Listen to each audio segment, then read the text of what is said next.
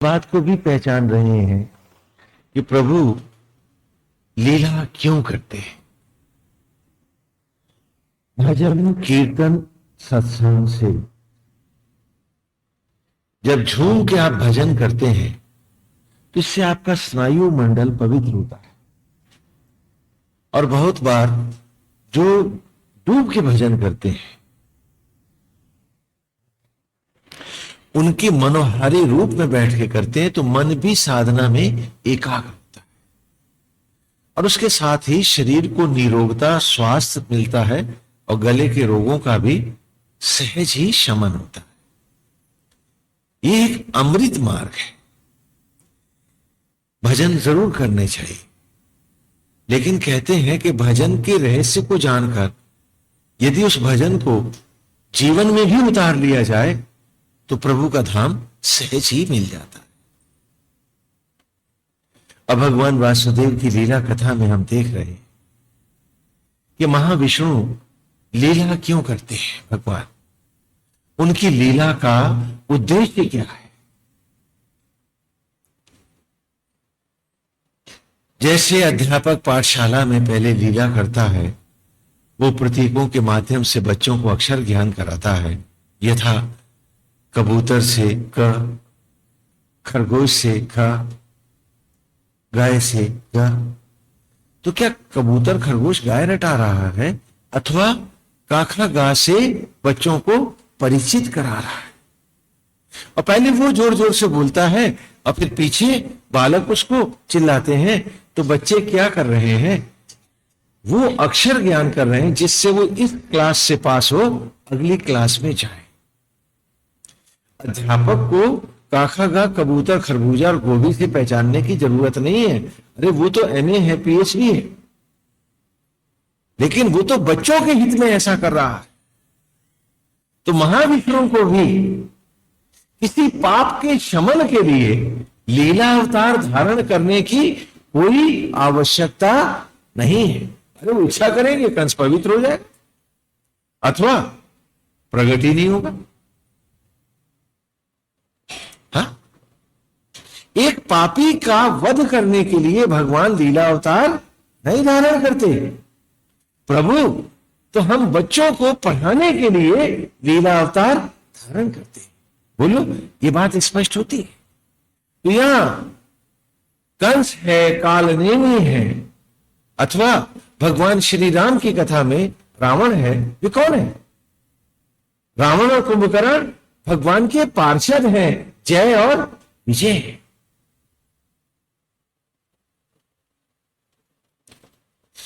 तो ये सारे पात्र जो आए हैं, ये जो लीला करके नाटक करके हमको दिखा रहे हैं, ये क्या दिखा रहे हैं? यदि एक रावण को मारना होता प्रभु इच्छा करते प्रगट ही ना होता। भगवान ने स्वयं अपने पार्षदों को रावण और कुंभकर्ण बना के भेजा। स्वयं महाविष्णु श्री राम अवतार के रूप में प्रकट हुए। क्यों? लीला के द्वारा हमारे जीवन को पवित्र करने के लिए। जो इस मर्म को नहीं जानते हैं वे कभी प्रभु भक्ति को नहीं पाते। महाविष्णु लीला के द्वारा बता रहे हैं कि क्या हमको करना चाहिए। हाँ?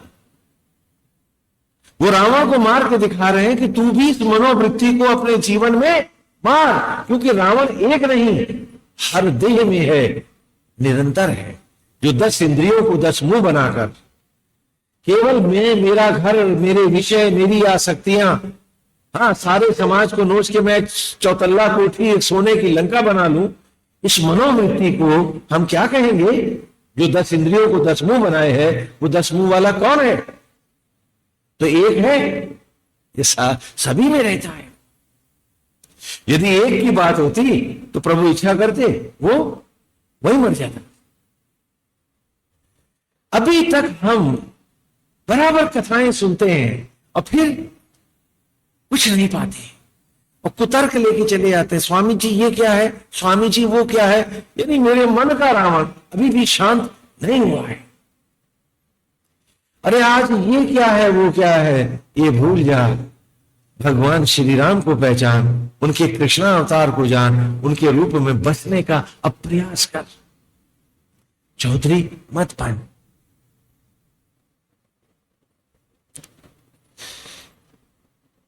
रावण भी बहुत विद्वान था, तू हो भी गया विद्वान तो क्या होगा।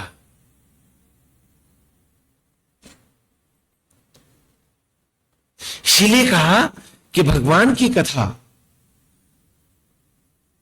प्रसाद की भांति होती है। जब भी तुम भगवान का प्रसाद लेते हो मंदिर में, सबसे पहले क्या करते हो? नेत्रों से और मस्तक से लगाते हो कि नेत्र प्रभु को देखें, मस्तक में नारायण की कथा विराजे, और फिर उस प्रसाद को खाते। तो प्रवचन को भी कथा प्रसाद की भांति ही ग्रहण किया जाता है।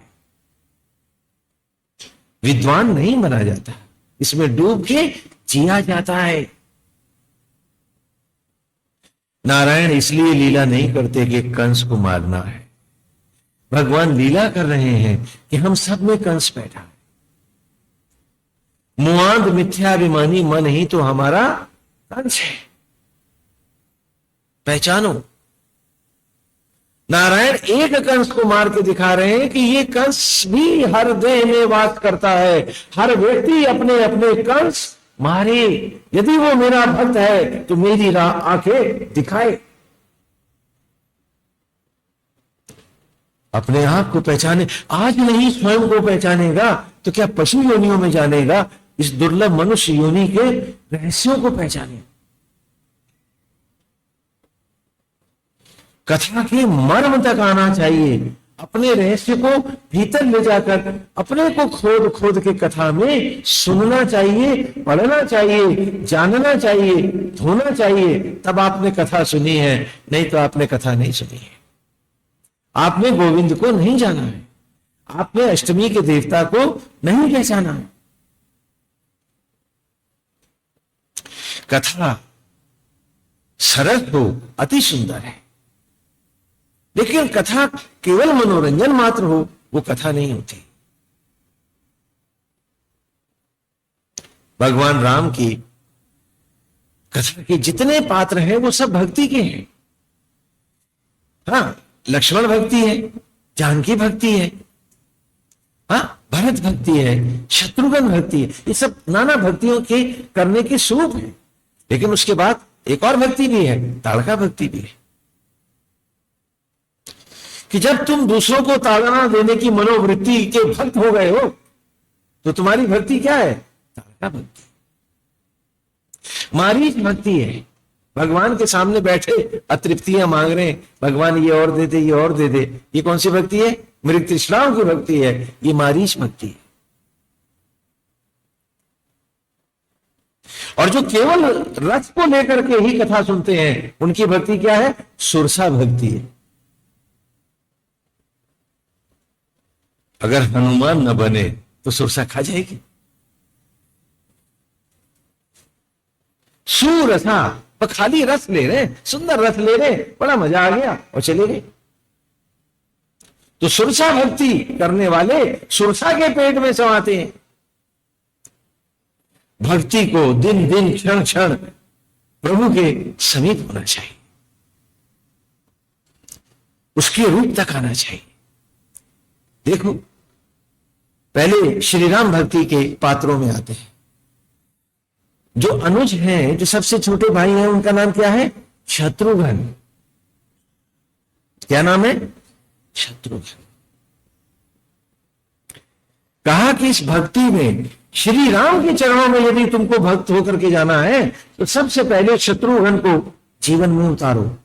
शत्रुघ्न का अर्थ होता है शत्रुओं की हत्या करने वाला, शत्रुओं को, अपने शत्रुओं को मारने वाला। और तुम्हारा शत्रु पड़ोसी नहीं है, तुम्हारे विषय तुम्हारे शत्रु है, तुम्हारी अतृप्तियां तुम्हारी शत्रु है, तुम्हारी कुत्सित मनोवृत्तियां तुम्हारी शत्रु हैं। कहा कि शत्रुघ्न तुम तब तक नहीं बन सकते। कब तक नहीं बन सकते? कि शत्रुघ्न अधूरे रहेंगे जब तक उनका पूरक उनके जीवन में ना आ जाए। तो शत्रुघ्न के पूरक कौन है, बता सकते हो मुझे? कौन है शत्रुघ्न का पूरक? क्या नाम है उनका? उनकी पत्नी का नाम बोलो, श्रुति कीर्ति। श्रुति कहते हैं वेद को, अध्यात्म को, दुर्लभ ज्ञान को श्रुति कहते हैं, वेद को श्रुतियां वेदों को कहते हैं। कि श्रुति कीर्ति, वेदों का ज्ञान का यश जब तक जीवन में ना आए, मैं इस अमृत ज्ञान से, कथा से, सत्संग से जब तक मैं यशस्वी ना बनूं, मैं शत्रुघ्न हो ही नहीं सकता। ये सारे पात्र भक्ति की प्रगाढ़ता का मार्ग है कि हमारी भक्ति दिन दिन कैसे पुष्ट हो, कैसे आगे बढ़े। हाँ, क्या कभी तुमने देखा कि बाग में बीज से एक अंकुर फूटा है और वो आगे बढ़ा नहीं, वहीं का वहीं खड़ा? देखा है कभी? अरे वक्त के साथ वो पेड़ हो गया है और तू एक ही जगह क्यों रुका हुआ? क्यों रुका है? क्योंकि भक्ति तेरे जीवन में जीवंत नहीं है, एक मुर्दा मूर्ति की तरह तूने रखी है। ये कैसे बढ़ेगी? ये टूटती रहेगी।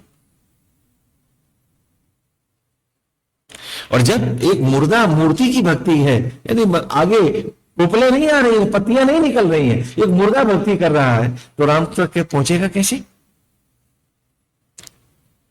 ये सारे पात्र हमारे जीवन का अमृत दिखाते हैं। इसे पूरा इतिहास नहीं समझते। इतिहास अपनी जगह है, हाँ, ये घटनाएं हुई और एक सुंदर विलक्षण महाविष्णु हर चतुर्युगी में लीला करते हैं, लेकिन ये लीला इतिहास नहीं, लीला है, क्योंकि तो निरंतर होती है। और लीला के द्वारा क्या दिखा रहे हैं? वो लीला दिखा रहे हैं जो हर घट में हो रही है, हम सब में, और हम सब में इस लीला के सारे पात्र हैं। ये वेद का गंभीर ज्ञान, ये श्रुति कीर्ति है जो सत्संग की धारा है। और जो इसमें सावधान नहीं होते हैं, हाँ, बहुतों को नींद आने लगती है। हाँ, क्यों आती है? कि जो विषयों में जागते हैं वो कथा में सो जाते हैं।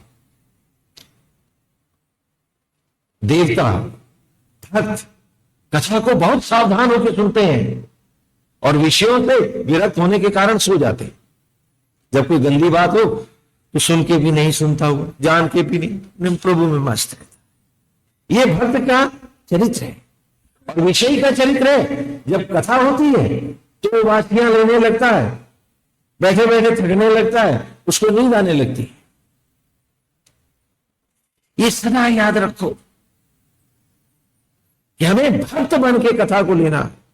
ये अमृत गंगा में, प्रभु के धाम में, नारायण तो सब पे दया करते हैं, लेकिन बहुत से उन्हें भगवान के ऊपर को मजबूर कर देते हैं कि तू हम पे भी दया कर।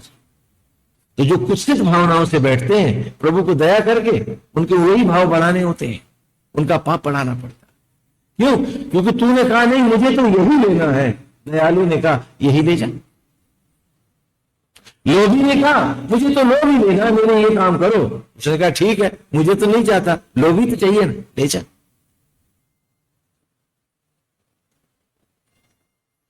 उनसे उनको मांग ले तो त्रैलोक्य का साम्राज्य हमारे पास है। और इतने बड़े साम्राज्य के स्वामी के पास खड़े हैं, मांग रहे हैं 4 पैसे देते। बुला लगता कोई भिखमंगा फिर आ गया, दे इसको, भगा।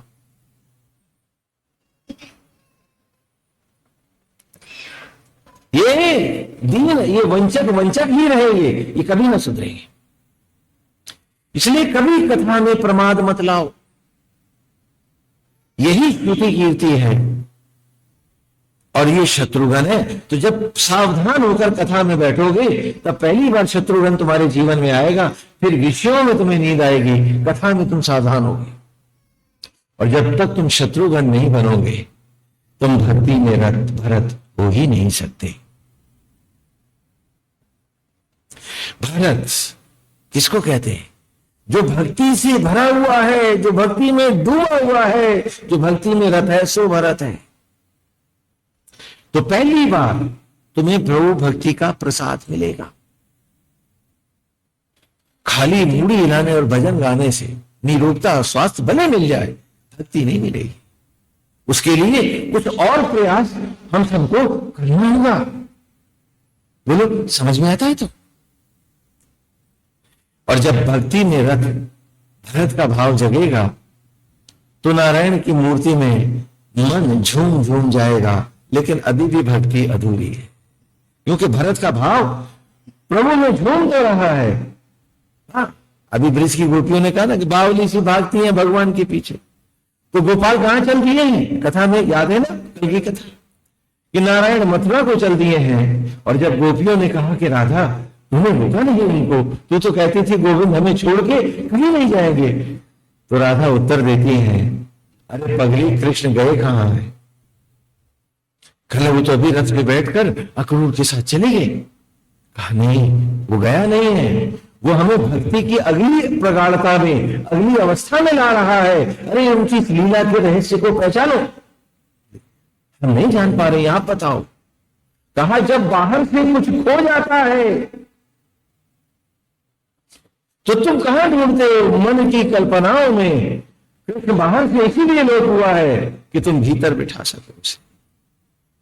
हाँ बोलो, कल की कथा याद है ना? तो भरत की भक्ति की पूर्णता क्या है? उसका पूरक कौन है? मांडवी। अच्छा बेटे, अच्छा मेरे बच्चे, उसकी पूरक कौन है?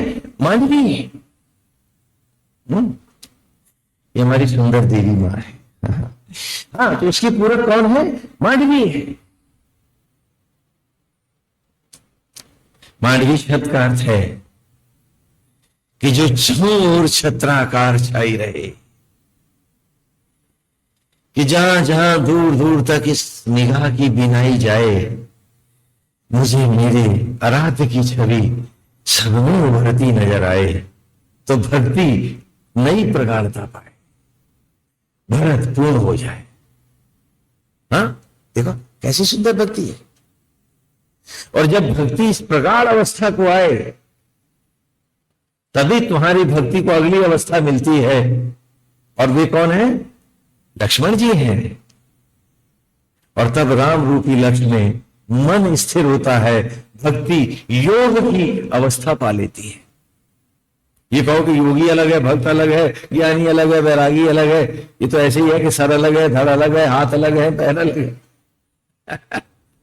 दोनों बातें हैं, अज्ञान है ये भोला अज्ञान है तुम्हारा।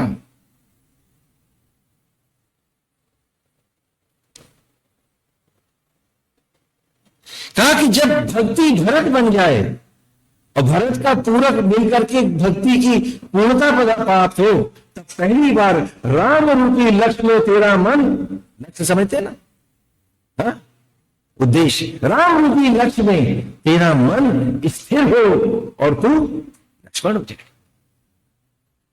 महाविष्णु विभूतियों को लाके दिखा रहे हैं। रावण भक्ति भी है, कुंभकर्ण भक्ति भी है, विभीषण भक्ति भी है, ताड़का भक्ति भी है, मारीच भक्ति भी है, सुबाहु भक्ति भी है। सुबाहु भक्ति क्या है? कि मंदिर में भी जाऊं, भगवान जो दे दे और भी जो पाऊं बाहों में भर के ले आऊं। ये सुबाहु भक्ति। भक्ति के नाना रूप हैं श्री राम कथा में, लेकिन इन सारी भक्तियों में जो श्री राम तक पहुंचती भक्ति है, वो मार्ग बता रहा हूं तुम, कि जब मेरी भक्ति पूर्ण प्रगाढ़ता पाए, मांडवी से युक्त हो जाए कि प्रभु अब तो आप ही को सुनना है, आप ही को जानना है, आप ही को देखना, सब में आप हैं, बस आप हैं।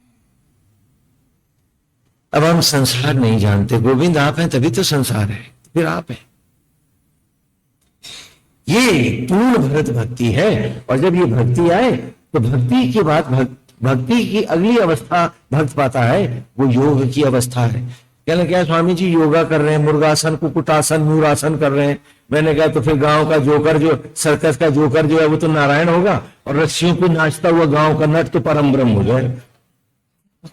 क्या बेवकूफी की बातें करते हो तुम, और रोज वही तर्क उठाए नहीं चले आते। भौतिक जीवन में आप सब समझदार हैं, धर्म में आप बिल्कुल ही बोधिक क्यों हो जाते हैं? कि ये पात्र आपको अपने जीवन में दिखते नहीं। और लक्ष्मण की भक्ति जब पूर्णता पाती है तो लक्ष्मण के पूरक का नाम बताओ तो मुझे, जोर से बोलो। मेरा और माने हृदय मिला है, राम से मिल गया है हृदय तुम्हारा, और मिला है। नाटक क्यों करते हो? क्या भूल रहे हो? एक एक दिन जीवन का जा रहा है, चिता की लकड़ियों पर यह तन राख होता तुम्हें नजर नहीं आ रहा है? अरे क्यों भोले अज्ञान में फंसे बैठे हो? अभी रात गहरी अंधेरी आने वाली है, हाथ को हाथ सुझाई नहीं देगा, अपना पराया कुछ भी तो दिखाई नहीं देगा। उन अंधेरों मेरे जीव जाने कहां तू भटकेगा कि नहीं होगी। उसकी दया और कृपा से ये अवसर आया है और उसे पूरा मनोरंजन करके हम चले जाएंगे और हम कथा में भी असावधान रहेंगे? नहीं, पूरी सावधानी से कथा का अमृत लेंगे। ये भगवान राम की, ये कृष्ण की कथा है। परम पिता परमेश्वर स्वयं दयालु लीला अवतार धारण कर रहे हैं, एक कंस को अथवा एक रावण को मारने के लिए नहीं, हृदय में व्याप्त कंस और रावण को का ज्ञान देने और जीव से कहने कि मेरी राह आ, मेरा सच्चा भक्त बन, तू भी जीवन में इन पात्रों को हटा दे, मार दे। कथा केवल सुनी नहीं जाती, कथा जी जाती है। भजन मात्र गाए नहीं जाते, भजन जिए जाते हैं। जिनके आचरण विचार और व्यवहार में वो भजन नहीं है, वो गवैया तो हो सकता है, भक्त नहीं हो सकता।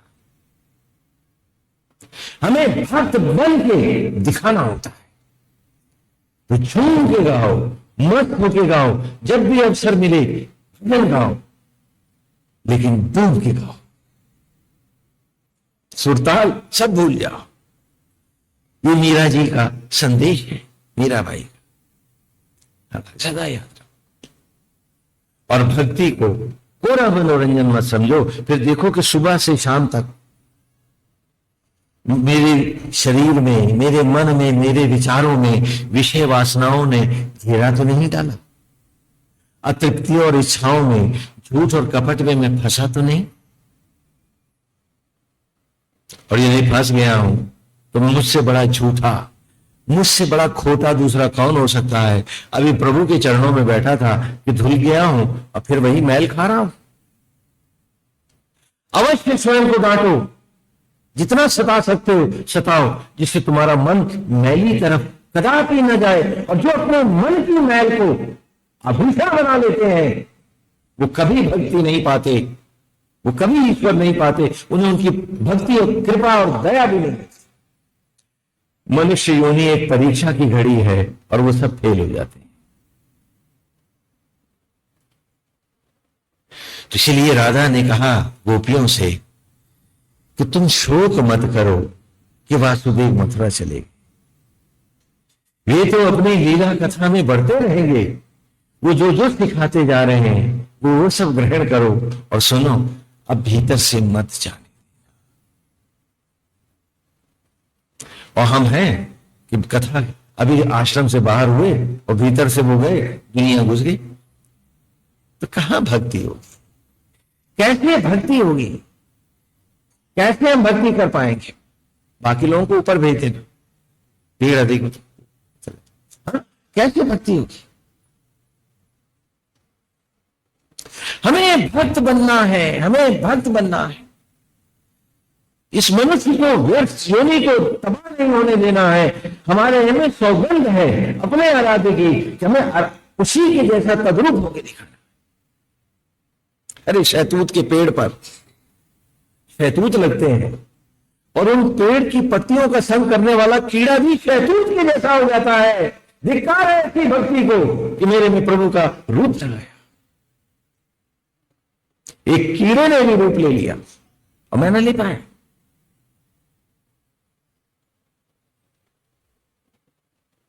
और खाली थोड़ा विद्वान बनना चाहता हूं, झूठी प्रशंसाओं के पीछे भाग रहा हूं ना।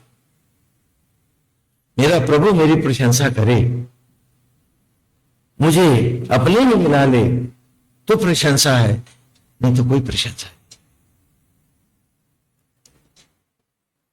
हमें सदा याद रखना है कि एक कीड़ा भी रूप बदल लेता है। जिस पेड़ पर जिस फल को जो कीट खाता है वो भी उसका जैसा रूप भर लेता है। मैंने कैसी भक्ति करी कि आज भी इसमें सुगंध नहीं आ रही है अष्टगंध की, तो गोविंद को पाया कहां है?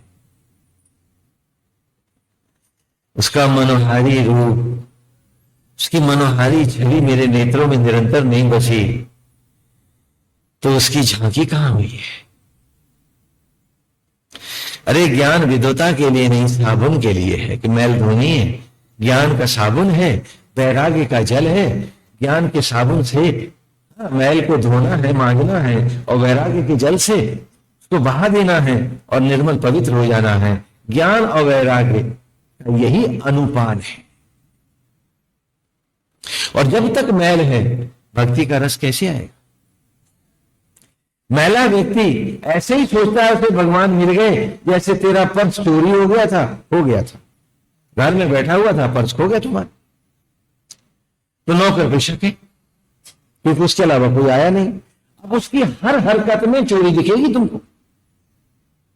मन हर जगह बताएगा, यहां खड़ा है, अच्छा वहां से घड़ी उठाएगा, वहां खड़ा है, अच्छा लगता है अब तो गहनों पर भी इसकी निगाह है। उसके हर एक्शन में तुम्हें चोरी दिखेगी। और थोड़ी देर बाद ट्रंक के पीछे गिरा हुआ पर्स तुम्हारा जब तुमको मिल जाएगा, तो तुम अपने को ही लानत दे रहे होगे, शर्मिंदा हो रहे होगे, देखो बेचारे बेकार शक कर रहा था। तो जैसे वो नौकर चोर नहीं था, तुम्हें चोर दिखने लगा, अगर ऐसे राम दिखने लगा, तो तुमने कौन से तीर मार लिए? भक्ति दिखती नहीं, भक्ति सजती है, भक्ति बोलती है, भक्ति स्वभाव बनती है, भक्ति विचार बनती है, भक्ति पूरे मन में छाती है, और आचरण विचार और व्यवहार शरीर पर उतरता है, और राम का भक्त राम सा दिखता है। ये थोथी भक्ति की चर्चा करना, अपने ही मार्ग में स्वयं अवरोधक बनना है। सदा याद रखो इसको। भक्ति मां है, और इसी से अंत में प्रकट होता है कौन? योग।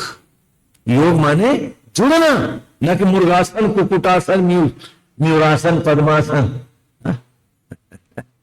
हाँ, तो फिर सारे सर्कस के जोकर जो है वही यहां बैठ करके आप लोगों को आशीर्वाद देंगे, और गांव का नट देगा जो रस्सियों पे नाचता है। योग का अर्थ है मिलन। मिलन किसका? मेरा, भक्त का प्रभु से। तो वो अवस्था कब आएगी? जब भक्ति भरत की परिपक्व प्रगाढ़ता में आएगी, तो राम रूपी लक्ष्य में मन स्थिर होगा, और पहली बार तो योगी लक्ष्मण होगा। और उर्मिला है, और तब भक्ति समर्पिता भक्ति हो, जानकी का रूप ग्रहण कर लेती है। फिर मेरा घर संसार मेरा आराध्य हो जाता है, एक नई गृहस्थी आरंभ हो जाती है। जीव जानकी है और आत्मा श्री राम। जीव गोपी है, आत्मा गोविंद है। बोलो हाँ हाँ, कथा समझ में आ रहा है? एक छोटे संकीर्ण घर से वहां पूर्वाभ्यास कर रहा था, फिर सारे संसार की सेवा करी, यहां बड़ा रिहर्सल कर रहा था, और अब आत्मा के साथ सब सीख लिया है, तो गृहस्थ धर्म चल रहा है। अब तो एक होना ही नहीं। इसका नाम भक्ति है, इसका नाम योग है। मिल जाएंगे, अब एक होके दिखाएंगे। हाँ, युज धातु है। हाँ, 2 से 2 का योग करो। योग फल क्या है? 4 बोले। पानी से चीनी का योग करो, यौगिक क्या बना है? शरबत। हाँ, योगा योगा क्या गा रहे हो? समझो। तो राधा ने कहा है कि गोपाल हमें योग की राह ले जा रहे हैं, इसीलिए बाहर से लोग हो गए, अब भीतर से मत जाने। और गोपियां ने कहा कि राधा फिर भी मन तो उनकी याद में बहेगा, बोली बहने देना, जी भर के रो भी लेना, और फिर उसको अपने अंतर में बिठा भी लेना, और सुनो उसे माखन मिश्री अपनी भावनाओं की जरूर खिलाती रहना, कहीं लाला कमजोर ना हो जाए, गोविंद कमजोर ना हो जाए। क्या बात। आप लोग पूजा करते हैं, अंग न्यास करते हैं, सर्वांग न्यास करते हैं। ये हम बच्चों को गुरुकुल में क्यों कराते हैं? उसके बाद हम उनको भक्ति में, ध्यान और योग में ले जाएंगे और कहेंगे शरीर स्थिर होगा, अब अंतर मन के हाथ पुनः अंग अंग रोम रोम में प्रभु का न्यास करेंगे, उसकी ज्योतियों का न्यास करेंगे, और वो मेरे रोम रोम में समाया है, इसी भाव के साथ तुम उसी में घिलमिल होगे, घुल मिल के जाओगे तो समाधि होगी। हमने सोचा पानी डाल दिया, ताली बजा दी, काम हो गया। हा? हुआ क्या? एक कथा सुनाते हैं पहले आप। पुराने जमाने में ये की बात है, ये मिडिवल हिस्ट्री की बात कर रहे हैं, मुस्लिम पीरियड की घटना नहीं, हकीकत भी है ये।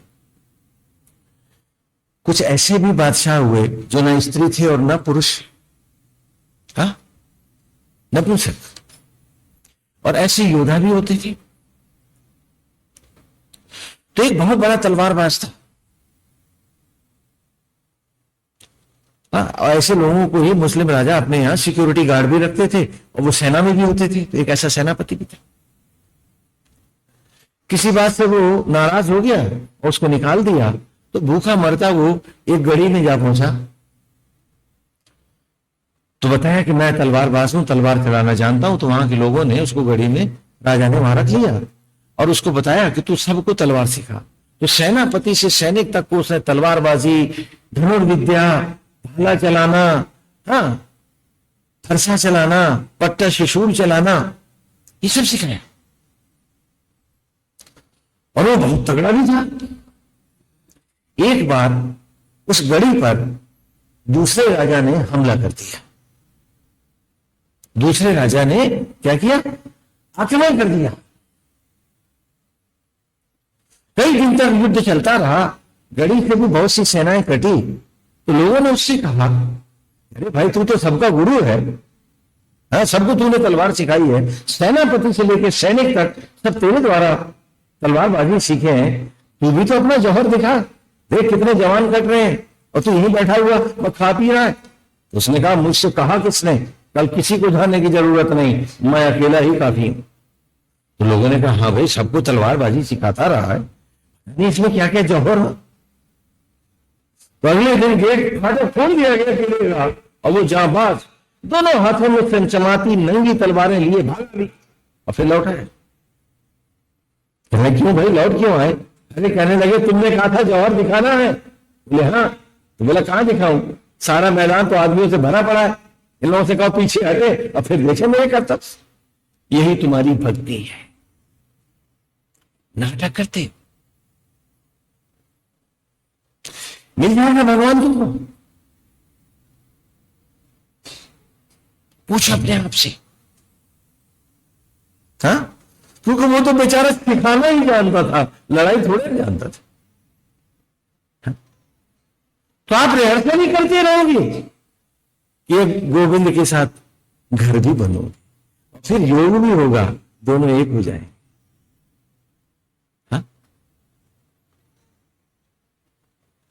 राधा ही गुरु है। भगवान तो, नारायण तो द्वारिकाधीश हो गए थे, वे तो मथुरा वृंदावन को छोड़ के चले गए थे। वृंदावन से जो कभी नहीं गए वे श्री राधिका ही थे। और आज बड़ी विलक्षण बात है, एक अद्भुत बात आपको बता रहे हैं कि जब भी सच्चे भक्त, तपस्वी और योगी जाते हैं, वृंदावन में पांव रखते ही थोड़ी देर के ध्यान में आज भी वो सामने दर्शन देती हैं और वो सबका स्वागत करती हैं, आतिथ्य वही करती हैं। आज भी वे श्री राधा है। तुम्हारे मन की आंख खुली हो, तुम्हारे अंतर में ज्योति हो, हाँ, धर्मशाला में रुको, कहीं भी रुको, थोड़ी देर के लिए यदि भक्ति है, मन धुला है, तो एक अजीब, एक थोड़ी देर के लिए तुम्हें एक अजीब समाधि, एक तंद्रा सी आएगी और तुरंत वो छर्रा बदन, हाँ, लंबी, बहुत सुंदर, और वो श्री राधा आपका आतिथ्य करती, आपको तुरंत दिखाई पड़ जाएगी। वो आज भी हर भक्त का स्वागत करती है। वो भक्ति मां आज भी वहां यथावत है। गोविंद तो द्वारकाधीश हो गए हैं, उन्हें ढूंढना है तो वहां जाना, द्वारका में नहीं, सारे काठियावाड़ में घूमना पड़ेगा। उन काठियों के भी दर्शन करो जिन्होंने आज भी न वस्त्र से, न मन से, न आचरण से, न विचार से गोपाल को छोड़ा है। वो आज भी सागर के किनारे रहते हैं, मांस मदिरा के सेवन नहीं करते, मछली नहीं छूते। कृष्ण ने उन्हें हल, कृष्ण ने उन्हें बांसुरी और गौ माता दी है, बलराम उन्हें हल और बैल दे गए हैं, काठी उसी में मस्त है। एक संपूर्ण संप्रदाय, वो कथा में आगे हमारे आएंगे, क्योंकि उनके बिना तो भगवान की कथा ही अधूरी रहेगी। और बहुत से तथ्य और प्रमाण आज भी हम उन्हीं गुरुकुलों से ला रहे हैं। आज भी वही व्यवस्था है। 11 वर्ष तक बालक अपने माता पिता के साथ रहता है और कृष्ण की कथाओं और लीलाओं से ही गांव के आचार्य उसे पढ़ाते हैं, और ठीक 11वें वर्ष वो गुरुकुल में प्रवेश पाता है। और गुरुकुल ही फिर बालक को पढ़ाएगा, और उसको अलग से कोई फीस कोई नहीं देगा। हर व्यक्ति धर्म पूर्वक गुरुकुल को दे के आता है। उसका बेटा पढ़ता है अथवा नहीं, उससे क्या मतलब। अगर उसके संतान नहीं भी है तो भी वो अपनी इनकम का हिस्सा लेकर के और गुरुकुल में रख के आता है। और गुरुकुल ही इच्छा रहित भाव से किसी से कोई कामना नहीं करता। यदि चंदा रहित भक्ति और समाज देखना है तो वहां देखो जाए। सड़क पे द्वारकाधीश के मंदिर के सामने लाइन की लाइन भिक्षुकों की है, भक्तों की है। आप वो आपके पीछे नहीं गाली देते हुए जाते कि ये गहना दे दे, वो दे दे, नहीं तो तेरा ऐसा हो जाएगा। ये आप यहीं देखोगे, उत्तर भारत में ही देखो। आप उनके पास गए कि महाराज प्रसाद आज आप मेरी ओर से पाए, तो कहा पहले एक भक्त दे गया है, तू ऐसा करना, तू कल आना। आज किसी और से पूछ ले, अगर उसके पास नहीं प्रसाद गया होगा तो तू उसको खिला दे। भैया मैं तो आज पा चुका, मेरे की दया। आपने कहा महाराज ये हम वस्त्र आपको दान करना चाहते हैं, कहना मेरे पे तो 2 हैं। वो जो किनारे बैठा है शायद उसके नहीं है, तो उसको दे। इतना अपरिग्रही, इतना गोविंद में बसा हुआ, जाके देख लेना और कुछ अपने पे लज्जा भी कर लेना है कि फूले फूले फिरते थे, बड़े विद्वान हो, बड़े भक्ति मार्गी, जाओ वहां देख के आओ क्या रूप है, क्या कृष्ण उतरता है उनमें। कोई किसी के पीछे मांगने को नहीं जाता है। आपने कहा मंदिर घुमा दो, तुरंत उठ के खड़ा हो गया, चलिए सब जगह घुमाया। कहने लगे कि सेवा क्या करें, हाथ जोड़ के। गोपाल करता, वो चला गया। ये नहीं कहता यहां यहां ये ला ये रख ना। गोविंद की महिमा वहां है, श्री राधे वृंदावन में है, मथुरा में भांग देवी बसती हैं। हाँ, सब कहते हैं भगवान की भक्ति कर रहे। मैंने कहा हाँ, तुम्हारे चेहरे देख रहा हूं। एक बात बताओ, बढ़िया मिठाई खाने के बाद, बहुत बढ़िया मिठाई खाने के बाद, क्या तुम में से कोई सड़ी हुई मिठाई खाएगा? तो जिसने मेरे गोपाल के रूप का नशा किया है, क्या वो सड़े हुए नशे पिएगा? भांग को अथवा किसी विषय को छूने वाला कोई भी व्यक्ति, चाहे जितना बड़ा स्वांग भरे, वो भक्त नहीं होता है। आप इच्छा भक्त हैं, गोपाल भक्त नहीं। भक्ति का प्रसाद राधे देंगी और नारायण का जो स्वरूप उभरेगा तो तू अमर हो जाए। बोलो, समझ में आती है कथा? तो आप गोपियां मस्त हो गई, रो भी लेती हैं और गोविंद के साथ जी भी लेती, दही बिलो रही। कह रही हट जाए ना, मक्खन निकले तो खा लेना। तो लोगों ने कहा बावली हो गई क्या? हाँ है, वो तो मथुराधीश हो गया।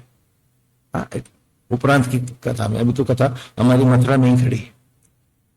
कहने लगी हो गया होगा, मेरे तो अभी भी कंधे से लटक रहा है। और सचमुच उसका कंधा टेढ़ा है, रुका हुआ है। वही गीत जो गांव में वो गाता है तानपुरा लेके कि जब मैं था तब हरि नहीं, अब हरि है मैं नहीं, और प्रेम गली अति क्या करी, जाने दो न समाए। और हम तो सारा संसार समाये बैठे हैं, भक्ति मार गई है। क्या बात यहां दो की जगह नहीं, यहां 100 को लिए बैठे, हजार है? बोलो, समझ में आता है?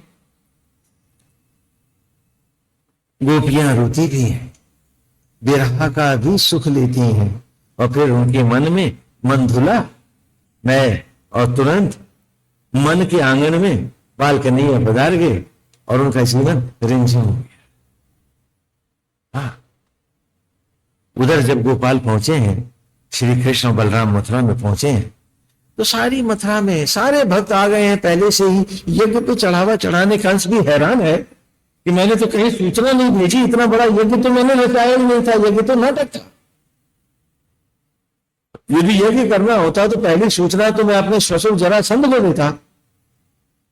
और ये इतनी भीड़ कहां से चली आ रही है, और सारे मथुरा में कंधे से कंधा खिल रहा है, सड़कों पर जाम लग गए हैं, सारे भक्त हाथ में प्रसाद, दोने, फल फूल और वस्त्र लिए यज्ञ में दान करने के लिए अन्न आदि लेके खड़े हैं, कहीं जगह नहीं।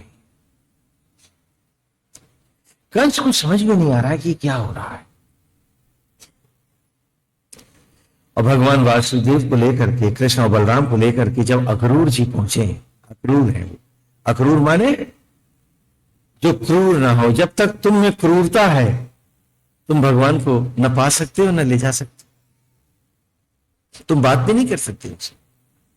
जब तुम्हारे मन के सारे क्रूर भाव, बदला लेना है, सताना है, उसने मुझे नीचा दिखाया, अब मैंने उसको नीचा दिखाना है, जब तक ये क्रूर भाव है, भक्ति नहीं है, गोविंद नहीं मिल सकता। अक्रूर हुए बिना कोई नारायण को नहीं पा सकता। वो नाटक तो कर सकता है, लेकिन भगवान उसे कभी नहीं मिल सकते। वो अपने आप को झूठे आश्वासन दे सकता है, क्योंकि जो डूब गया गोविंद में, उसकी तो बात ही हो गई। बैठा एक रोटी बनाता है संत, उसी को खा लेता है। और उसने रोटी बना करके रखी और कुत्ता उठा ले गया, तो कटोरा उठा के उसके पीछे भाग रहा है, अरे आज सूखी खाएगा क्या, ला चुपड़ तो लेने दे। हाँ, क्योंकि उसका वहां भी नारायण भाव है। और हमारा तो क्रूर भाव है, विध्वंसक भाव है। घर में बच्चे हैं, पति पत्नी हैं, कौन है जो तनावग्रस्त नहीं है? सब लड़ रहे हैं, क्रूर है सब, क्रूर है सब। और क्रूर व्यक्ति ईश्वर कभी नहीं पाता। हमें सबसे पहले क्रूर बनना पड़ता है। रथ भीतर जा ही नहीं सकता है, सड़कों पर तो जाम लगे हैं। बाहर बगीचे में श्री कृष्ण को और बलराम जी को बिठा करके अक्रूर जी कंस को सूचना देने के लिए पैदल गए हैं भीतर। और इस बीच में सारे ग्वाल बाल भी पहुंच गए, लाठियां लिए सब आ गए कि जहां हमारा गाना होगा वहां हम होंगे। कहा हम तो उसकी सेना है, हमारे साथ ही तो उसने संकल्प लिया था कि हम कभी सत्ता के लिए युद्ध नहीं करेंगे, हम कभी जमीन को जीतेंगे नहीं, क्योंकि जमीन तो, धरती तो हमारी मां है, मां जीती नहीं जाती, मां बांटी नहीं जाती। सवे भूमि नारायण की है, परमेश्वर की है, गोपाल की है। हम कोई राज नहीं जानेंगे, हम किसी राज्य की सीमा को नहीं मानेंगे। हम हर क्रूर को मिटा देंगे। वो जो बन के असुर दूसरों को बंदी बनाना चाहेंगे, और वो जो जीवों को, निरीह पशुओं को, प्राणियों की हत्या करेंगे, हम उनके जीने के अधिकार उनसे छीन लेंगे। लेकिन सत्ता के लिए, साम्राज्य के लिए हम कभी युद्ध नहीं करेंगे। वो जो दूसरों को जीने का अधिकार नहीं देते, असुर लड़कियों को उठा ले जाते थे, खरीद फरोख्त करते थे, जरासंध हजारों बूढ़े व्यक्तियों को, जवान व्यक्तियों को, बच्चों को उनकी गरीबी का फायदा उठा करके उनको सपरिवार खरीदता था और अपने दोस्त काल यमन के हाथ बेचता था, और वो उससे पिरामिड बनवाता था मिडिल ईस्ट ले जा।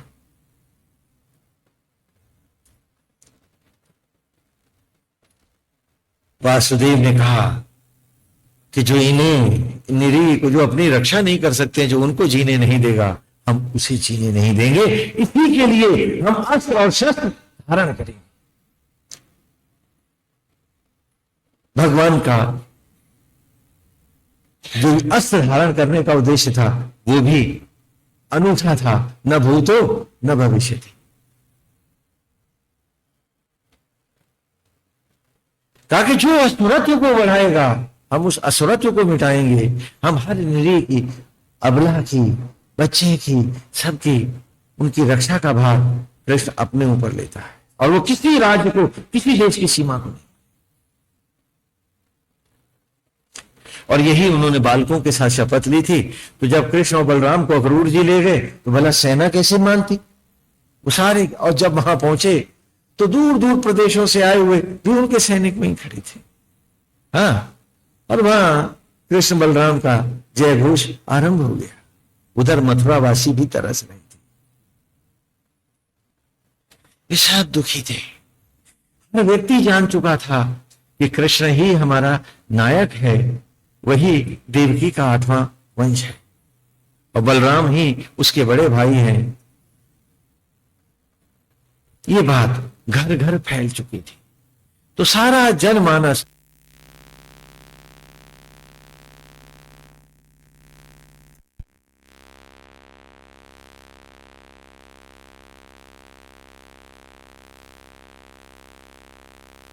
की लीला है, ये तीसरा पक्ष है। वेद में भी श्री कृष्ण की हर जगह स्तुति है। हाँ, बहुत से विद्वानों ने कहा कि वेद में भगवान की स्तुति नहीं है, अब वो सारी ऋचाएं उसको गाती है। पता नहीं उनको कैसे लगा था कि इसमें वो नहीं है, गीत गोविंद है उसमें। और इतने सुंदर और मनोरम गीत हैं कि जब हम वेद पढ़ते हैं प्रत्येक रविवार को, यहाँ, हाँ, इस रविवार को हमने कथा के लिए छोड़ा, अगले रविवार से फिर हमारी वेद की धारा शुरू होगी, उसमें सब गोविंद है, कृष्ण। कौन सारे संत ऋषि और मनीषी हैं, उन सबके आराध्य गोविंद है। देव गुरु बृहस्पति भी उन्हीं को अपना आराध्य मानते हैं, क्योंकि वे संपूर्ण अवतार हैं ब्रह्मा विष्णु और महेश के। तो सचराचर के गुरु हैं। वंदे कृष्ण जगत गुरु। तो जब वहां पहुंचे, अक्रूर ने सूचना दी है कि वे आ रहे हैं, और मैं उनको आपके अतिथि जान करके वहां अतिथि गृह में, बगीचे में ठहरा करके आया हूं, और उनको लाने की आपसे अनुमति चाह। बड़ा खुश हो जाता है कंस, कहता है रोका क्यों, उन्हें शीघ्र लाओ। शीघ्र ही ला रहा। कहा रस तो भीतर आ नहीं सकता है, ये तो पैदल ही आए। कहा ले क्या, जैसी आपकी इच्छा। कृष्ण और बलराम ने मथुरा में जैसे ही प्रवेश किया, सारी मथुरा गोविंद के जयकार से गूंज उठी। हतप्रभ रह गए सारे सेनापति कंस के, ये क्या हो रहा। जनता में इतना साहस कि वो कंस के विपरीत नारे लगा रहे हैं, उसकी मृत्यु की कामना कर रहे हैं, और जोर जोर से सारा जनमानस चिल्ला रहा है,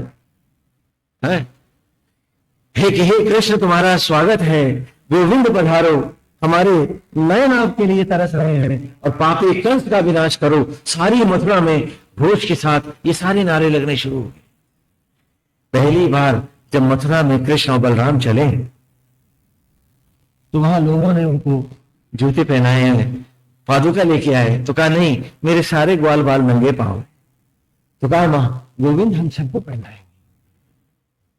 और तब पहली बार सिले हुए वस्त्र उन गोपों को और ग्वालों को नगर में, हाँ, दुकान वहां के व्यवसायियों ने सबने दादा करके पहनाए हैं और सबको सजाया है। भगवान को अंगराग लगाने लगे तो कहा मेरे साथ तो गोपों की सेना है। कहा प्रभु सबको लगे, क्योंकि कृष्ण सबकी सखा है। गोविंद ऐसा कुछ नहीं चाहते जो सबके लिए नहीं। वो मंडलों का अधिपति है, देवताओं का भी आराध्य है, और ग्वालों का सखा है, दोस्त है, उन्हीं के साथ घुल मिल के लिपट के रहता है।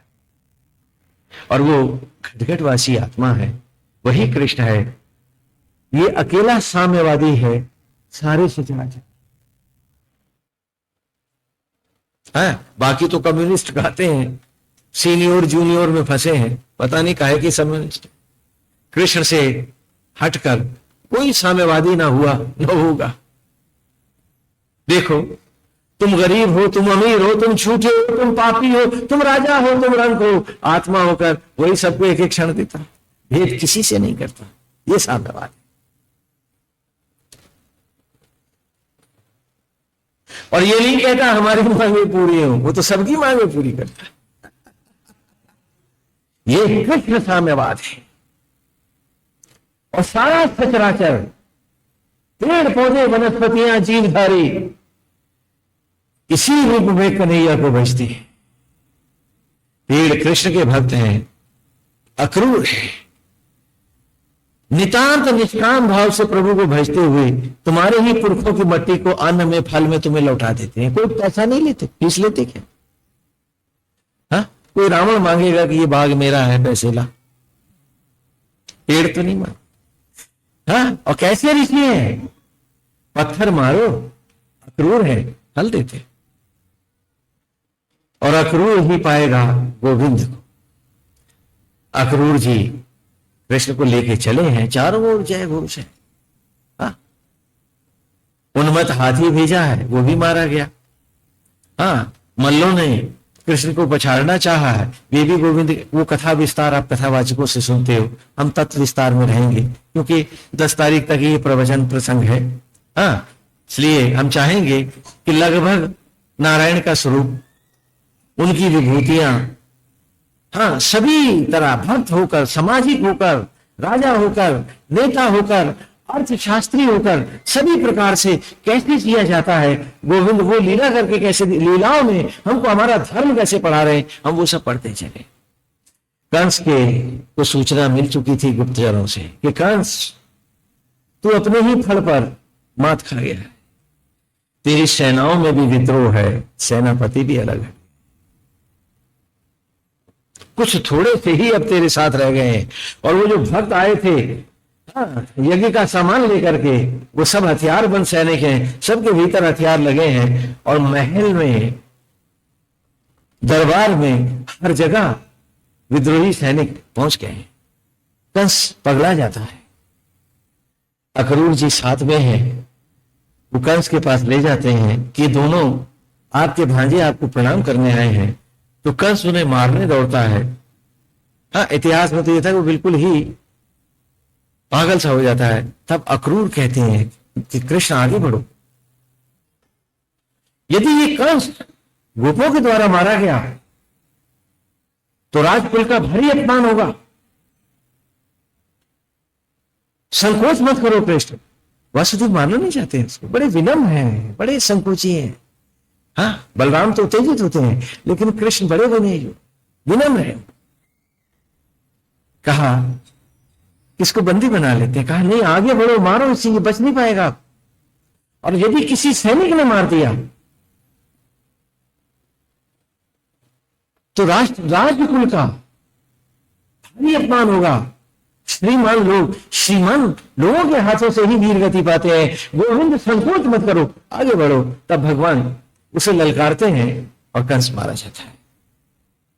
यदि अक्रूर ने यह बात न कही होती तो हमारे लीला अवतार इतने सौम्य हैं, इतने सरल हैं, इतिहास में भी उनकी लीला में, कि वो झिझकते हैं कंस को मार के। और बलराम तो उत्तेजित थे ही। कंस के बेटों ने भी युद्ध करना चाहा तो बलराम ने सबको वहीं चटनी बना दिया। हाँ, बलराम देरी नहीं करते थे। दोनों के रूप में फर्क था। और वही अंतर श्री राम कथा में है।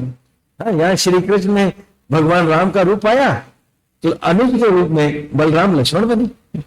हाँ, तो बलराम भी अपना स्वभाव नहीं छोड़ते और गोपाल भी अपना स्वभाव, हम उनका स्वभाव लेते ही। हाँ, पता नहीं कौन सी भक्ति करते हैं। हम अपना स्वभाव रख करके चाहते हैं कि हमें भगवान मिल जाए, हमें वैकुंठ मिल जाए। हाँ? पूछो, अगर तुम्हारे स्वभाव के साथ तुम्हें वैकुंठ पहुंचा दिया गया तो क्या वो नरक नहीं होगा? हाँ? फिर यहां वहां में भेद क्या रहेगा भाई?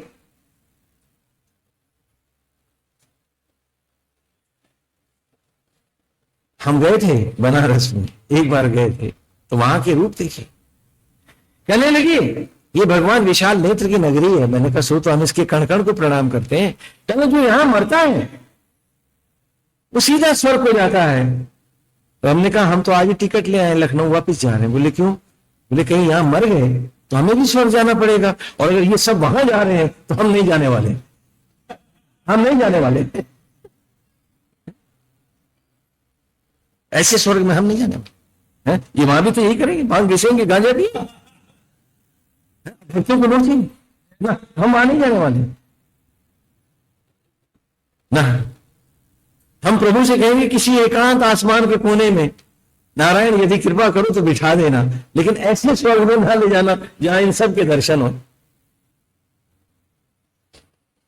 जो धर्म के नाम पर, हम आपको एक बात बताएं, वहां बहुत से हमारे मित्र नाराज भी हो गए थे, लेकिन क्या करें, मन में कुछ रहता तो है नहीं, मन तो गोपाल है। जाते हैं, अयोध्या गए थे और वहां भी सब देखे रूप, सबसे बड़े प्यार से मिले और विभूतियां भी देखी, एक से एक दिव्य संत देखे और अदृश्य उन तपस्वियों के भी दर्शन किए जो ऋषि मनीषी जन है। लगा कि क्या पावन भूमि है। उसके बाद ये जो वर्तमान है इनको देखा तो बहुत बड़ी कसक सी उठी मन में।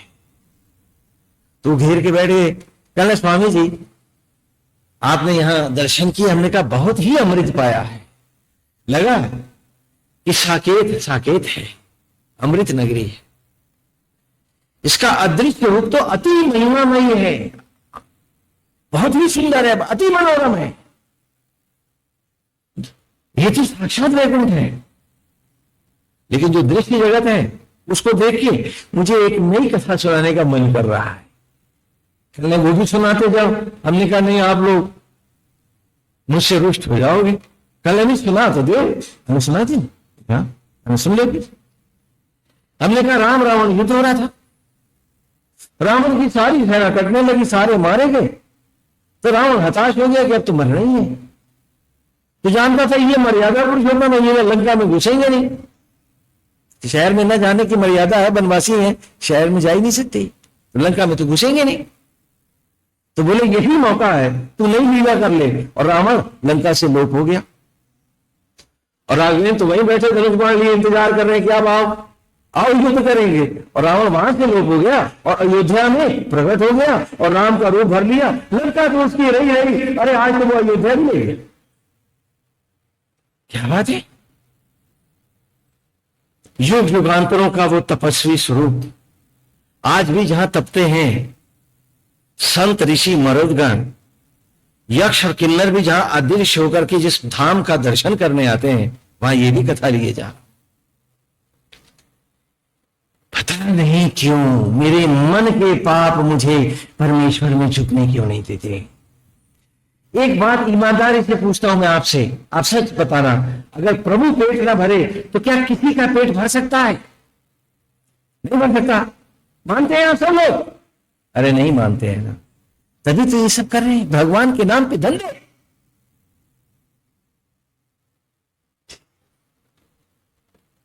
नहीं नहीं, ऐसा मत करो,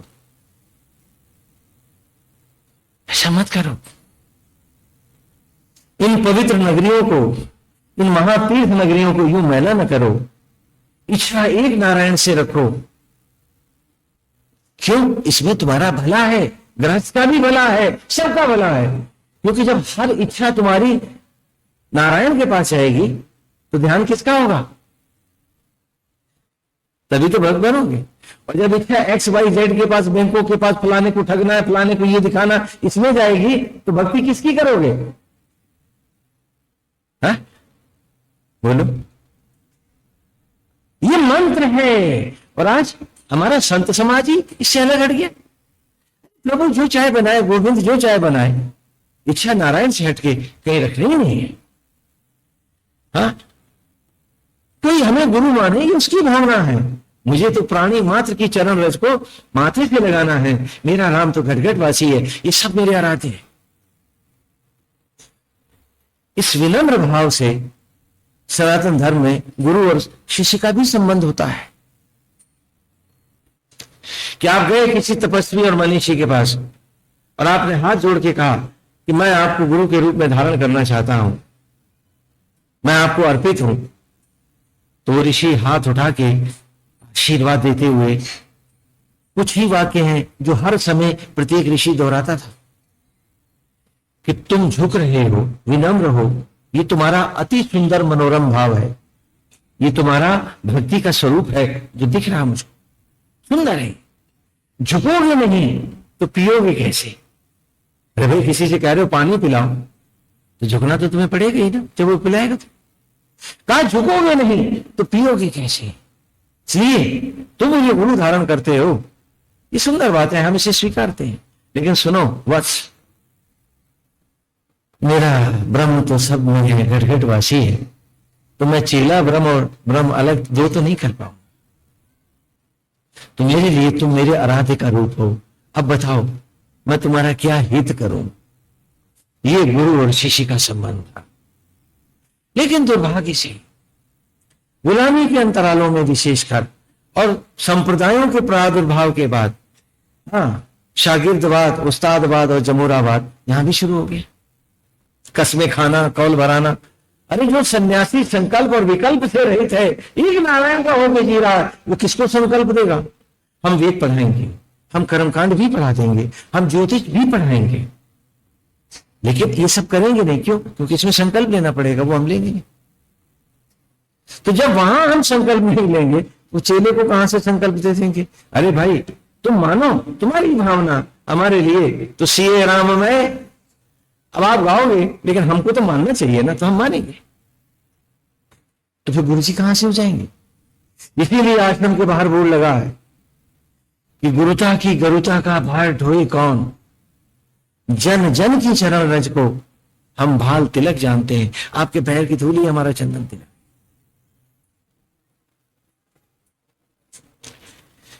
संत को इच्छा रहित होना चाहिए और भक्त को ईश्वर से हटके कोई इच्छा नहीं रखनी चाहिए। यही विधि राखे राम ताही विधि रही हूं, खाली गाते हो, मानते नहीं हो।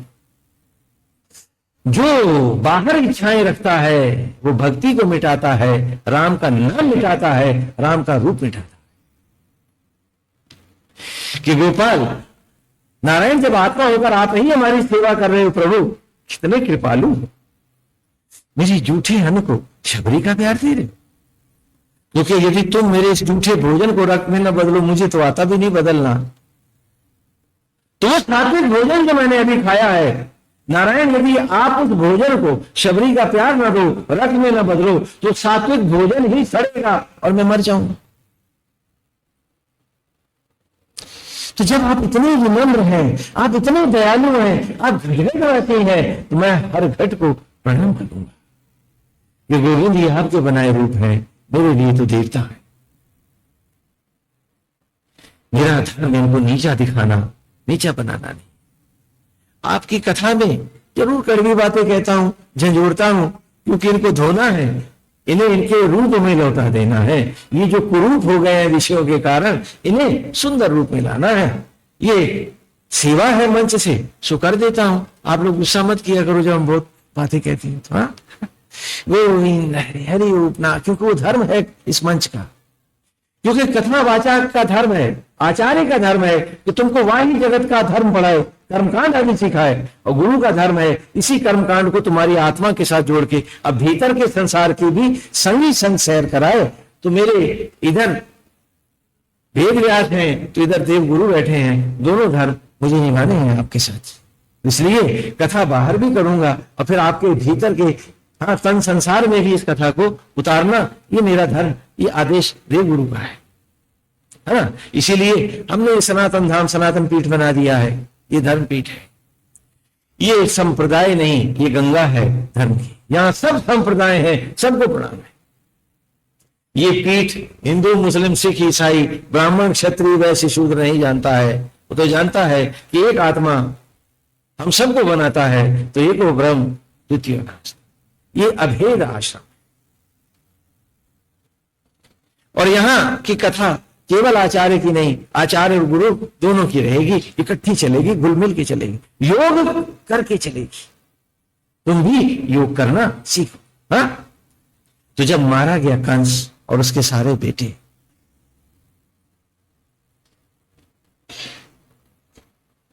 अस्थि और प्राप्ति विधवा हो गई जरासंध की बेटियां, कृष्ण की मामियां। वासुदेव के मन में इस बात की पीड़ा भी है कि मैंने अपनी मामियों में सुहाग उजाड़ दिया। बड़े विनम्र हैं, बड़े दयालु हैं, और कितना दयालु है देखो, हम कितने कितने पाप करते हैं और फिर भी हमारी जूठन को गोविंद आत्मा होकर रथ में बदलते हैं। उनकी दया की क्या बात करोगे तुम? वो हम सबसे प्यार करता है। गोविंद ने कहा है गीता में कि हे अर्जुन, संपूर्ण सचराचर में ऐसा कोई कर्म नहीं है जो मुझे करने की जरूरत है, ऐसा कुछ भी नहीं है जो मुझे अप्राप्त है, यानी प्राप्त नहीं है। लेकिन हे अर्जुन, यदि मैं कर्म ना करूं तो सारी सृष्टियां महाप्रलय को चली जाएं। हाँ, गीता पढ़ो, गीता पढ़ो, अमृत के ग्रंथ है। हाँ, महाभारत के साथ पढ़ाएंगे आप। यदि मैं आत्मा होकर कर्म न करूं, यदि आत्मा होकर नारायण कहते हैं मैं कर्म न करूं, तो संपूर्ण सृष्टियां महाप्रलय को चली जाए। क्योंकि यहां जीवन कहां होगा, यहां सांस कहां होगी, यहां पेड़ कहां होंगे, जीवन का तो अंत हो जाएगा। बोलो, गीता का ये इतने दयालु है, वो इतने कृपालु, और हम में उनकी जरा सी भी दया नहीं है, उतने क्रूर हैं हम। और फिर भी वे अक्रूर हैं, वे विनम्र हैं, वे फिर भी हमारे घर को संतान से, परिवार से, सम्मान से, सामान से, मकान दुकान से, सबसे भरता है, और हम उसके हो ही तो नहीं पाते। ये सबसे बड़ा हमारा दुर्भाग्य है। और हम भक्ति को भी खाली तिलक लेपन की तरह रखना चाहते हैं, उसको आत्मसात रोम रोम में पता नहीं क्यों बसाना नहीं चाहते। महाभारत का एक पात्र है चित्रांगद। चित्रांगद का विवाह होता है अंबे और अंबाजी की से, लेकिन वो निपुता ही मर जाता है, उसके कोई संतान होती क्या? नहीं समझे? चित्रांगद निसंतान मर जाते हैं, अर्थात कोई भक्ति नहीं पाते। चित्रांगद खाली शरीर सजाने वाले। नहीं, महाभारत से पढ़ो, वो भीतर बैठा है, सजना है तो भीतर सज के दिखा। वो सब में बैठा है, सजना है तो उसका रूप बन के दिखा। स्वभाव ला, वो विनम्रता ला, प्यार ला, वो मिठास ला, वो रोमांच ला, कि जहां बैठे हैं उसी में झिलमिल जगमग हो रहे हैं, आनंद बरस रहा है। उकताएगा मन क्यों? वो जो पास में, अभी तो क्या तो स्वामी जी वहां से बोर हो गए तो यहाँ आ गए, वहां से उब गए तो बोलने चलो फलानी जगह, हाँ पहाड़ों को चले जाते हैं, यहाँ चले जाते, क्योंकि यहाँ बैठे बैठे बोर जो हो गए। यदि गोपाल होता, उसका भाव होता, अरे जहां भी होता, कौन बोर होता? बोले तो एक सुंदर भाव है कि जिससे तेरा मन सदा शांति में रहे, सदा सुख और प्यार में रहे, और उसी को खो के वो खाली चित्रांगद बनना चाहता हूं, लोगों को दिखाना चाहता हूं। ना ना,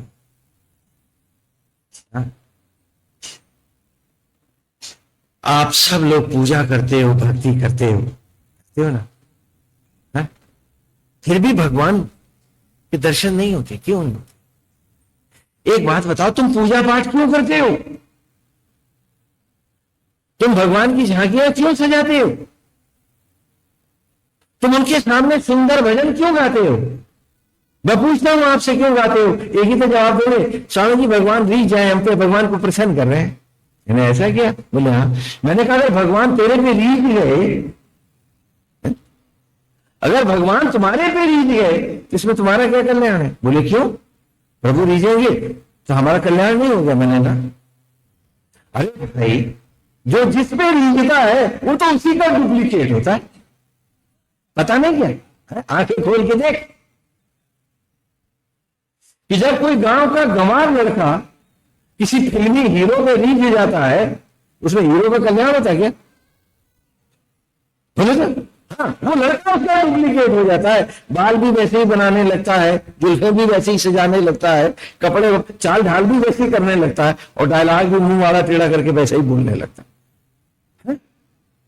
तो अगर नारायण को तूने रिझा लिया और वो रीझ गए तो तेरा डुप्लीकेट ही तो बनेंगे। अरे धरती के लिए एक ही काफी है, दूसरे का क्या काम? क्यों बाहर बढ़ा रहा है? पगलाए घूमते हो तुम। अरे नारायण तुम तो रीझ गए तो तुम्हारे जैसे ही आचरण व्यवहार करेंगे क्या? झूठ कपट करेंगे क्या? अरे पगले, प्रभु को कोई रिझाता नहीं है, गोपियां कृष्ण को रिझाती नहीं है, ये तो गोविंद पे रीझ जाती हैं। और ये मंत्र ही नहीं मिला तो भक्ति शुरू किसकी हुई?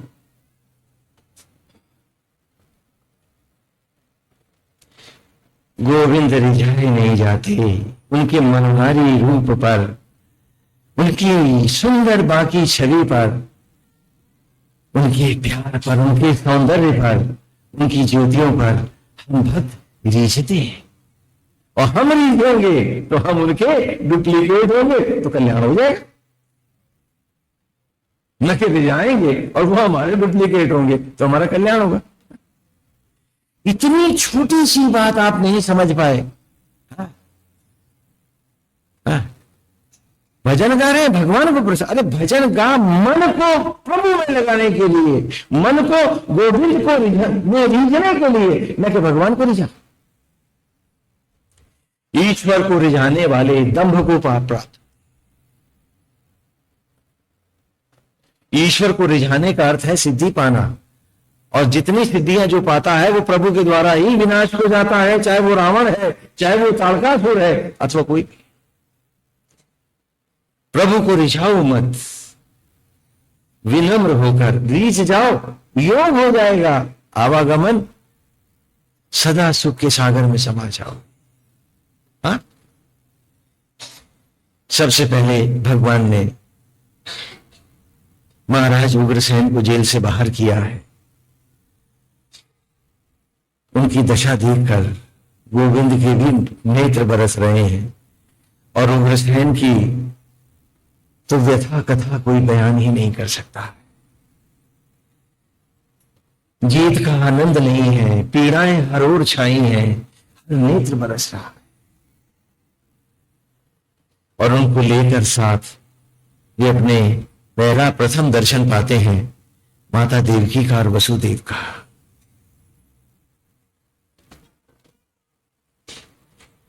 उनके चरणों में लोट लोट जाते हैं कृष्ण और बलराम। सारा वातावरण भीगा हुआ है, बरस रहा है।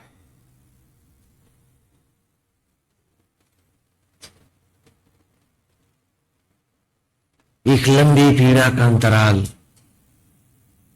एक लंबी जेल, सीलन भरी वो कोठरी, कड़ियों और बेड़ियों से जकड़े हुए भी अंग गोविंद के स्पर्श से पुनः चैतन्य होते हैं। सुना तुमने? नहीं सुनी मेरी कथा तुमने कि 11वें वर्ष के प्रथम दिन ही भगवान वसुदेव और देवकी को क्या करते? जेल थी। तुम सब कितने कितने बरस के हो बेटा, अपनी अपनी उम्र मन ही मन सोचो। और आज भी आत्मा वसुदेव और ब्रह्म ज्वाला देवकी को जेल है, क्योंकि तुम आसक्त जगत में इस मन दशानन के दास बने घूम रहे हो, कितनी पीड़ा दे रहे हो। थोड़ा बृहस्पति को भी तो सुन लो, क्योंकि ये तन ही तो जेल है, मन ही तो कंस है। हाँ बोलो। और आज भी तुम इस आत्मा को, आत्म तत्व को पाना नहीं चाहते हो। स्वामी जी हम तो राम राम कर लें, वसुदेव और देवकी जेल में बंद रहेंगे और तुम कंस के होकर कंस बन के ही रहोगे। और गोविंद कह रहे हैं कि जिसने 11वें वर्ष कंस को मन को नहीं मारा, उसका सारा जीवन सर्वनाश को चला जाता है। आप कितने कितने बरस के हैं पूछ तो लीजिए अपने आप से। तो मैं कथा को आगे बढ़ाऊं।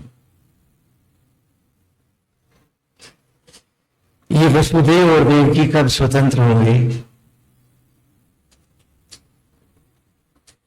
हम कब अपनी अंतरात्मा को, वसुदेव और देवकी को, इस अंतर जगत को स्वीकारेंगे,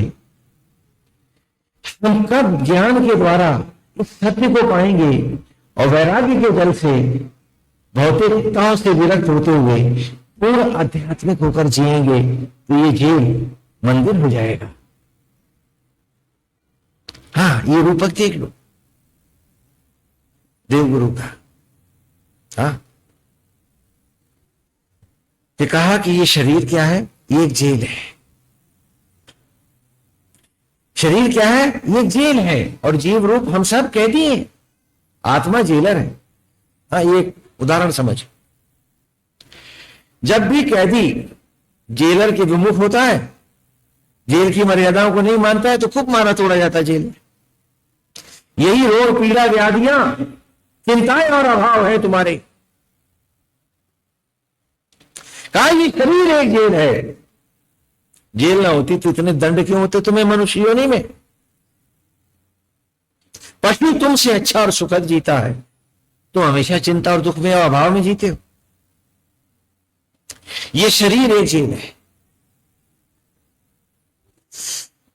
आत्मा जेलर है और जीव कैदी है।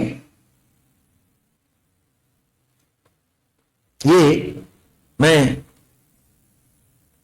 स्मृति ग्रंथों से अलग से ला रहा हूं उदाहरण।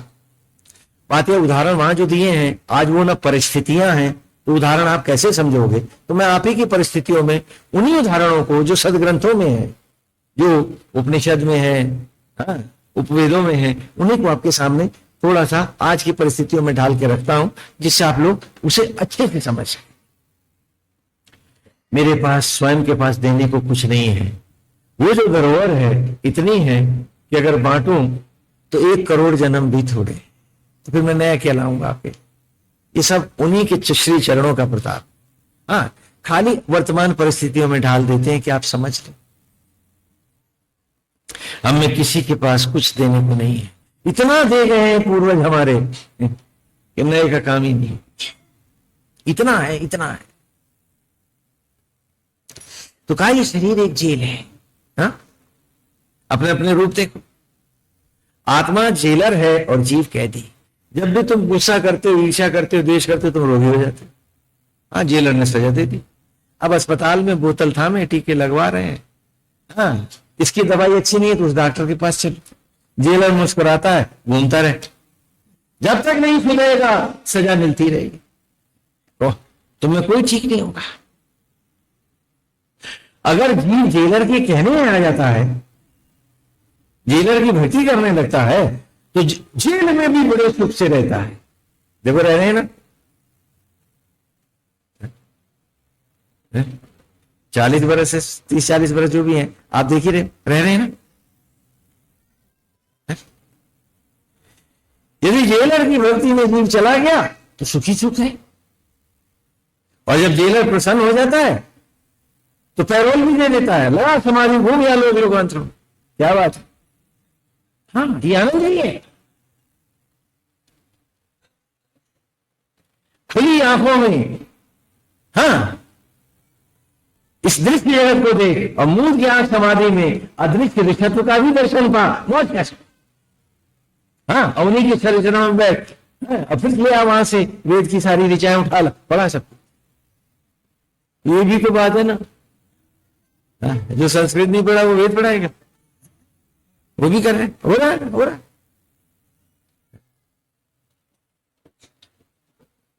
तो ये जेल है, जीव कैदी है, आत्मा जेलर है।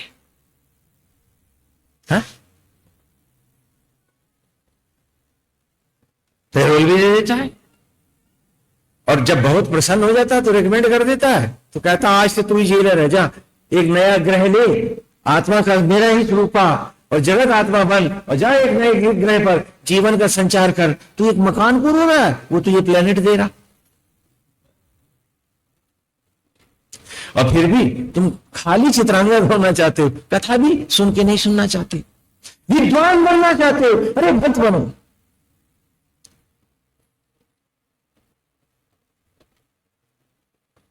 विद्वता भी मन के भटकाव का कारण हो जाती है, एकाग्रता खो जाती है।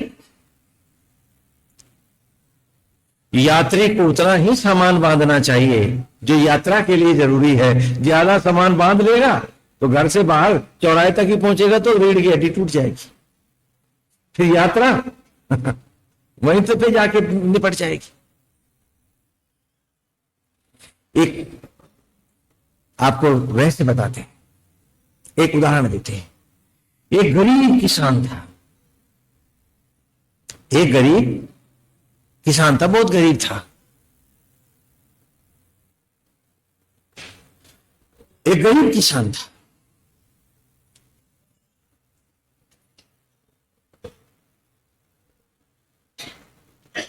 बड़ी मुश्किल से खेतों में से पेड़ों में से बथुआ निकाल लिया, ऐसे बेचारा रहता था, बहुत गरीब था। एक बार उसने राजकुमार को पानी में डूबते से बचा लिया। नहाने गए थे तो वो भी वही था। तो युवराज पानी में जो कूदे तो थोड़े उछलंकल थे, आगे बढ़ गए तो बहने लगे। तो किसान जाकर के उनको बचा के लिए आया। जब राजा ने सुना कि मेरे बेटे की रक्षा करी तो बड़ा प्रसन्न हुआ। उसने कहा आज मैं तुम्हें सम्मानित करना चाहता हूं, तुम खाना भी मेरे साथ खाओ और मुझसे उपहार भी लो। तो किसान ने कहा जी महाराज, जो राजा धीराज की जो आ गया मैं करूंगा। तो बेचारा अपने मैले कपड़े धो धा के पहन करके थोड़ा सज के गया, है ना। गरीब था तो भी उसने देखा कि उचित व्यवहार होना चाहिए। क्या देखा? उचित व्यवहार होना चाहिए। और हम भगवान के यहां जा रहे हैं और कोई उचित व्यवहार नहीं। क्या बात? ना हमारा आचरण उचित है, ना हमारा व्यवहार उचित है, ना हमारी सोच उचित है, और हम चाहते हैं भगवान के घर चले जाएं। और वो किसान देख रहा है कि मुझे सही कपड़े, आपको किसी बड़े आदमी के यहां जाना हो तो आप ढंग के कपड़े पहन के जाते हो, और प्रभु के यहां जाना चाहते हो ना तो तुम्हारे पास कोई आचरण है, ना कोई विचार है, ना कोई स्वभाव है, कैसे जाओगे वहां? हाँ? कहीं अच्छी जगह जाना होता तो तुरंत वाए आडंबर को तो अपना सही करते हो। अरे बड़े आदमी की तहमत पहन के, क्योंकि बच्चा मां बाप को पढ़ता है। अगर वो चोरी करता है, निश्चित जानो मां बाप चोर थे। अगर वो आवारगी करता है तो वो माता पिता असभ्य हैं, चोर हैं, क्योंकि बच्चा मां बाप को पढ़ता है। याद रखो इस बात को, कभी मत भूलना इस बात। विषय में आते हैं, क्योंकि अकुआ बता देता है बीज कैसा है और बीज बता देता है किस पेड़ का। ये मत कहो कि बच्चे भटक गए हैं, लज्जित हो कि तुम अच्छे मां बाप नहीं। हमें शर्म आनी चाहिए। बच्चों का क्या दोष?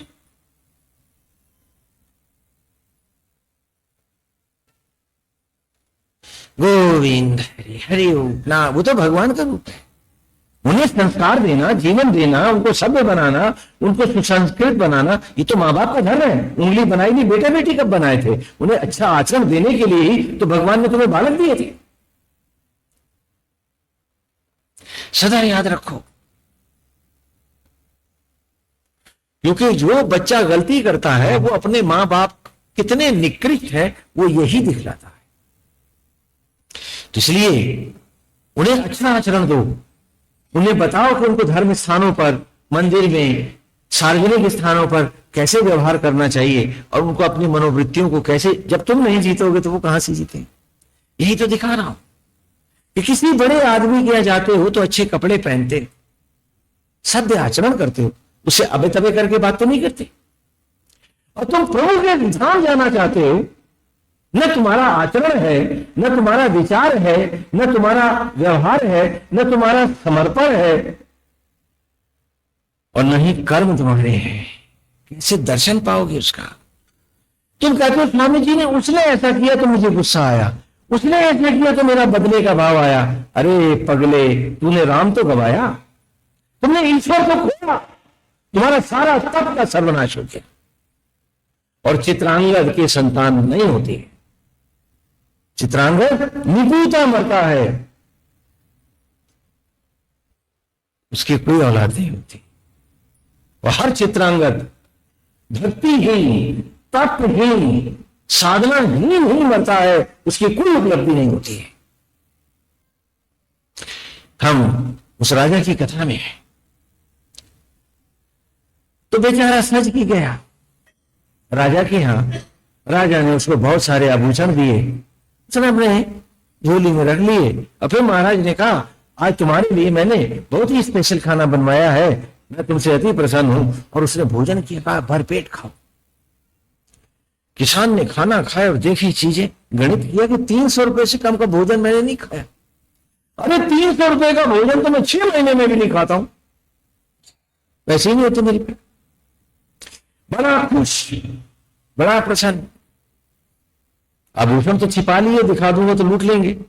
और गांव भर में अपनी खुशी का इजहार करता घूमा कि आज मैंने राजा के यहां 300 रुपए का भोजन लिया है।